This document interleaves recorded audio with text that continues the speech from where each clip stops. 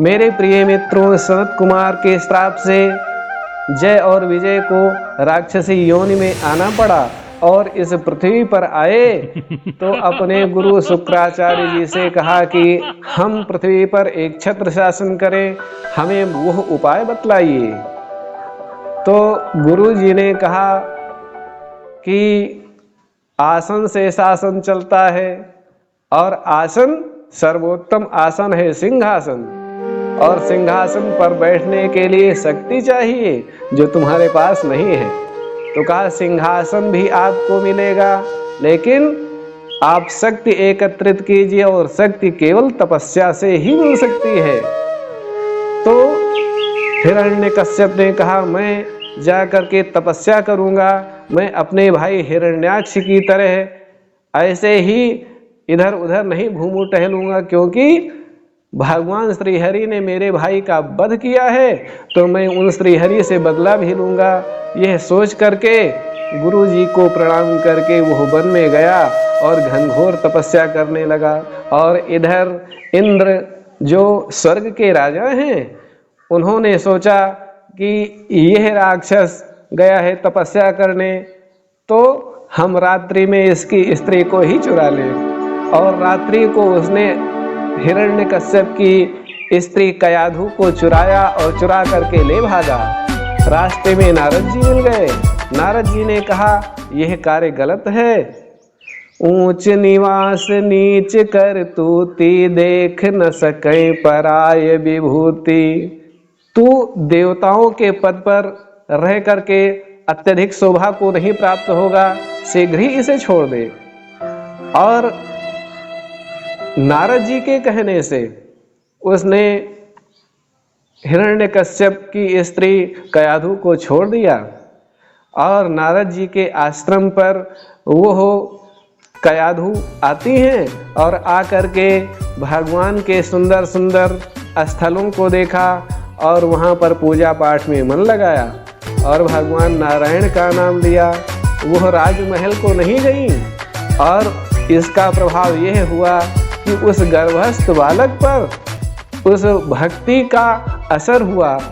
और इधर वन में हिरण्यकश्यप की तपस्या पूर्ण होती है और ब्रह्मा जी प्रकट होते हैं, कहते हैं वरम ब्रूहि वरदान मांग लो, तो तुम्हें मैं वरदान दूंगा, तुम्हारी घनघोर तपस्या से मैं प्रसन्न हूँ। तो हिरण्यकश्यप ने कहा ठीक है, यदि आप मुझे वरदान देना चाहते हैं तो मैं ना दिन में मरूं, ना रात में, ना 12 महीने में मरूं, ना किसी अस्त्र शस्त्र से मरूं, ना पशु से मरूं, ना वानर से मरूं। इस तरीके से अनेक प्रकार से अमरता का एक साधन, एक विकल्प चुन लिया कि हम अमर हो जाएं। ब्रह्मा जी ने कहा ठीक है, ऐसा ही होगा, लेकिन वह मूर्ख है, यह कोई नहीं जान सकता कि काल किस रास्ते से आएगा। काल अपना रास्ता स्वयं चुन लेता है। भुज बल विश्ववस्य करि राख्यो को न स्वतंत्र, अपनी भुजाओं के बल से पृथ्वी पर शासन किया है और उसने अत्याचार करना प्रारंभ कर दिया। इसी बीच में नारद जी हिरण्यकश्यप की पत्नी कयाधु को लेकर के आते और कहते हैं कि यह आपकी पत्नी आपको और यह आपका बेटा है। और प्रसन्नता के कारण उस हिरण्यकश्यप ने कहा कि मेरे बेटे का नाम प्रहलाद होगा। प्रहलाद माने बहुत बड़ी खुशी।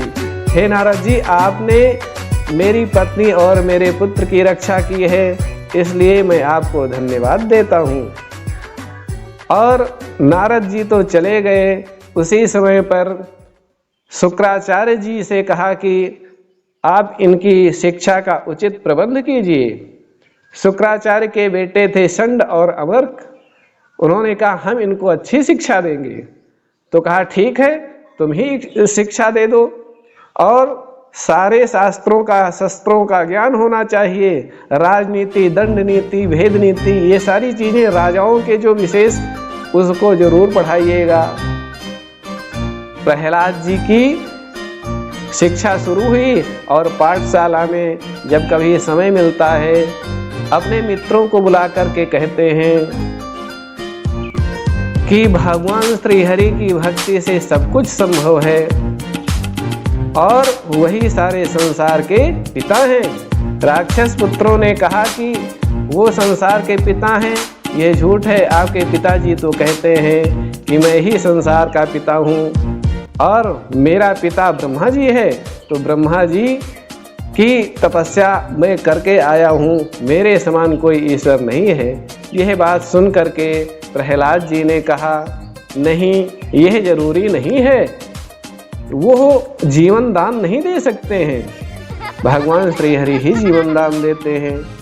यह बात सुन करके उन असुर पुत्रों में भक्ति की भावना जागृत हो गई और वहां पर उन बालकों से कहते हैं कि नालम द्विजत्वम देवत्वम ऋषीणाम असुरात्मजः प्रीणनाय मुकुंदस्य न वृत्तिम न बहुज्ञता।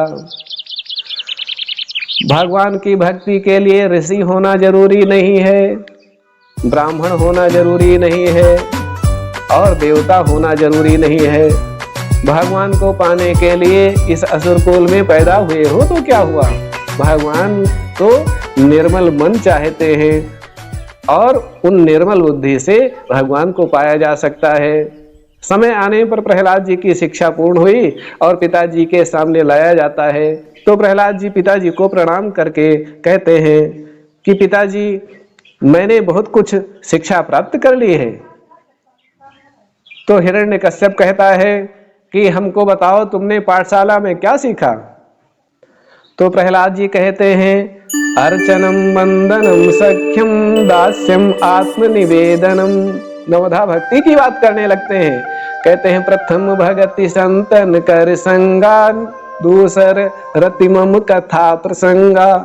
हिरण्यकश्यप ने जब प्रहलाद की भक्ति को देखा कि श्री हरि जो हमारा सत्व है उसका नाम ले रहा है, तो हिरण्यकश्यप क्रोधित हुआ और उसने नौकरों से कहा इसे मृत्यु दंड दिया जाए। तो ऐसी बात सुन करके नौकर ले करके गए और ऊंची पहाड़ी से समुद्र में फेंक दिया, लेकिन भगवान नारायण ने रक्षा की। और जब जीवित जाना कि भक्त प्रहलाद जी जीवित हैं, तो उन्होंने दोबारा मारने का प्रयास किया। खौलती हुई कड़ाही में उस भक्त राज को डाल दिया गया, लेकिन वो भक्त प्रहलाद जी बच गए। और बाबा तुलसीदास जी कहते हैं कि गरल सुधारे पुकरे मिताई, गोपद सिंधु अनल शीतलाई। भगवान श्री हरि के चरणों में यदि कोई रहता है तो समुद्र भी गैया के खुर के बराबर ही हो जाता है, अग्नि शीतल हो जाती है। ऐसे ही उस खौलती हुई कड़ाही का ताप ठंडा हो गया और भगवान ने भक्त प्रहलाद की रक्षा की। सब प्रकार से यातनाएं देने के बाद एक बार हिरण्यकश्यप सोचने लगा कि इसकी रक्षा करता कौन है। आखिर उसी समय उसके पास उसकी बहन होलिका खड़ी हुई थी और जब होलिका को देखा तो कहा, तुम्हें तो ब्रह्मा जी ने वरदान दिया है, अग्नि में तुम किसी प्रकार जल नहीं सकती, इसलिए अपने उस दिव्य चादर में लपेटकर लकड़ी के ढेर पर बैठ जाओ और मेरा पुत्र जिससे जलकर नष्ट हो जाए, यह राक्षसों के कुल का कलंक है। ऐसा कह करके जब होलिका ने सुना और लकड़ियों के ढेर पर बैठ गई, नीचे से आग लगा दिया गया, लेकिन भक्त को जलाने का प्रयास किया तो होलिका स्वयं जल गई, लेकिन भक्त प्रहलाद जी जीवित रहे। और इस तरीके से भक्त प्रहलाद की रक्षा हुई और भक्ति का उस साम्राज्य में गुणगान होने लगा। सभी लोगों को भक्ति की शक्ति का बल मिल गया और सभी भगवान का भजन करने लगे। जब हिरण्यकश्यप ने देखा तो वह क्रोधित हुआ और कहा, यदि तुम्हारा ईश्वर है तो हमें दिखाओ वो ईश्वर कहाँ है।